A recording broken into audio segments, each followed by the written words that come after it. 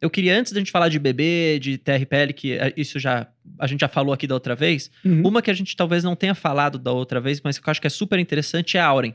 Opa. E você tem na sua carteira, e a gente viu o resultado recentemente, acho que faz, sei lá, uma semana, Por aí, 2 semanas mais ou menos, e, pô, uma quantidade de caixa gigantesco, assim. E aí a pergunta que fica, pô, vai pagar dividendo extraordinário, não vai?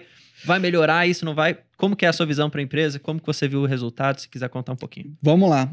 Visão de até um adendo. Ontem eu tive o prazer de ter não foi nem consultoria, mas foi uma conversa com o próprio Barsi. Então a gente ficou ali... Ele tem Auren, né? Ele tem Auren.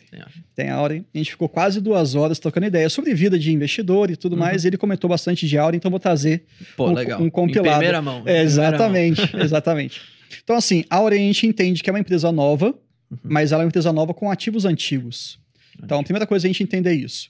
Um outro ponto interessante de Auren é que ela está no setor muito bem posicionado e ela tem ativos interessantes, estratégicos. A gente fala sobre a questão de transição energética, né? A transmissão também tem um papel importante. Aí você fala, pô, Bruno, a eólica, a solar também tem papel fundamental.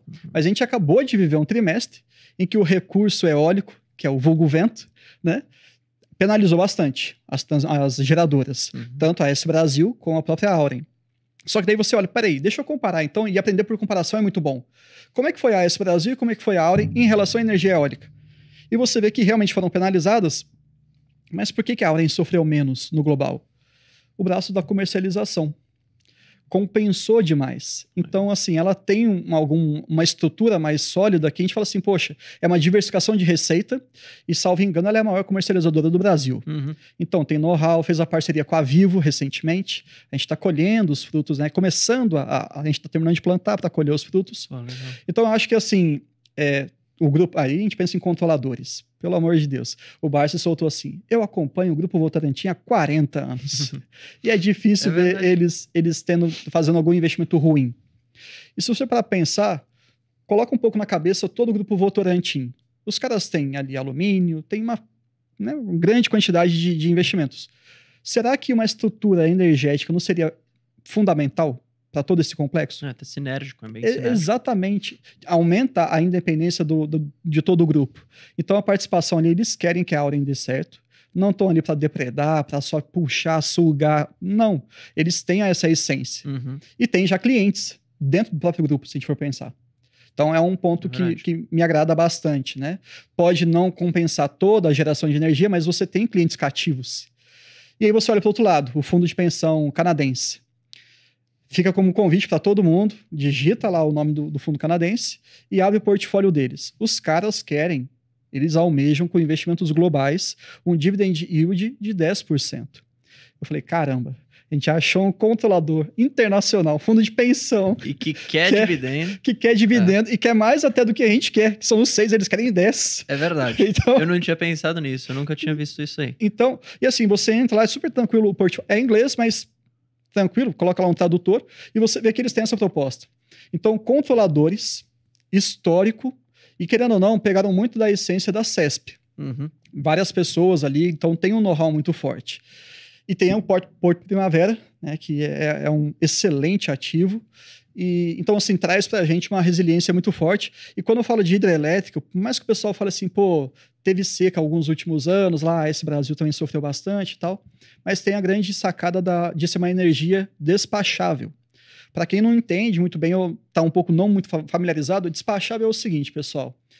Eu preciso do vento... Fala mais só perto do mic aí. Perdão. Eu preciso do vento para gerar aquelas pás, os aerogeradores. Só que o vento tem que ter uma velocidade mínima e por uma duração mínima, senão tá lá parado.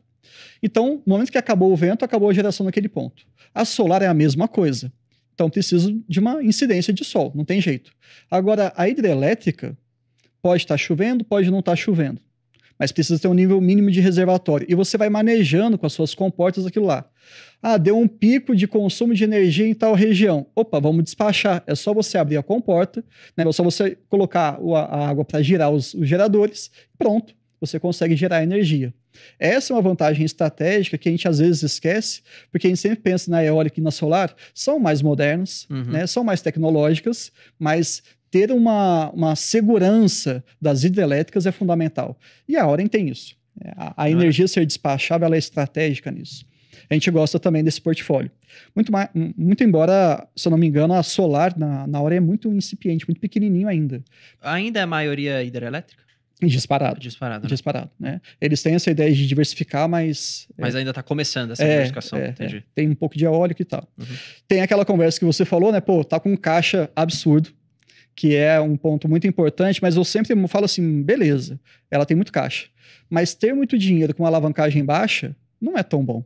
Isso é ineficiente. Por isso que eu falei, vai distribuir, será? E foi perguntado, né? Foi perguntado, e a resposta que eles deram foi...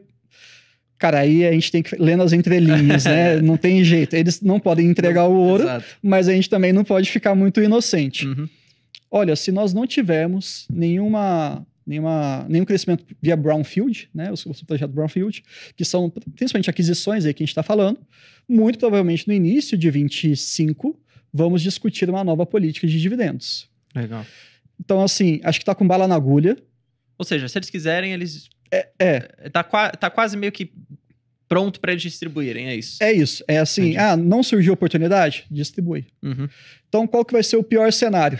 Você receber dividendos. Qual que vai ser o melhor cenário? Adquirir um bom ativo num preço bom. Que no futuro te traz dividendo. Então, assim, sabe? É um ganha-ganha. É um ganha-ganha. E o pessoal pode até falar assim, poxa, mas será que vai comprar alguns ativos da AES Brasil? Aí entra a especulação, que eu acho que faz parte, mas eu gosto sempre de ter uma expectativa muito baixa. Cara, não deu certo, né? O preço não bateu ali. Pô, nossa, que chato, eu vou receber dividendos. Verdade. E também tem um ponto ali, acho que fecharam com 253, 54 milhões o primeiro tri de lucro. A conta ficou muito fácil com a Auren. É claro que não é em linha, reta, né, o ano, mas 250 vezes 4, 1 bi. Ok, tem 1 bi de ação. Então, o lucro por ação é R$1. Eles estão com 25%. Por enquanto, na política de dividendos. Então, são 25 centavos. Conta fácil. Já distribuíram 40 de reserva de lucros. Pô, eu vou ficar satisfeito com 25 centavos? Sendo bem sincero, não. Mas, por que não fazer alguma distribuição adicional sem comprometer essa alavancagem, sem comprometer o caixa? É super plausível, sabe? E um ponto interessante também, que é legal a gente comparar com as outras geradoras, não sei se você já olhou aquele fator de conversão. Não, ele pega o EBITDA e da Auren, e aí ele converte para fluxo de caixa operacional. E eles fazem questão de deixar isso mostrando. O que chega de EBITDA e se torna fluxo de caixa operacional é de 91%. É quase 1 para 1, então. É um absurdo, sabe? E aí fica, de novo, um convite para as pessoas. Aqui dificilmente eu vou entregar 100%, mas a provocação ela é válida, não é à toa. Dá uma olhadinha numa AES Brasil, que é uma comparada, né? Para você poder ver. Tenta olhar algumas outras geradoras para você ver como que é esse fator de conversão, que é, querendo ou não, um índice de eficiência. É verdade, não faz sentido. Eu acho que... Eu não sabia que a Auren era tão alta assim. É 90 É a maior, deve ser a maior dos pares. Do que eu vi, tá acima das suas concorrentes. Então, isso... Melhor que Engie? Eu não vi Engie, mas a Engie é um negócio que faltou.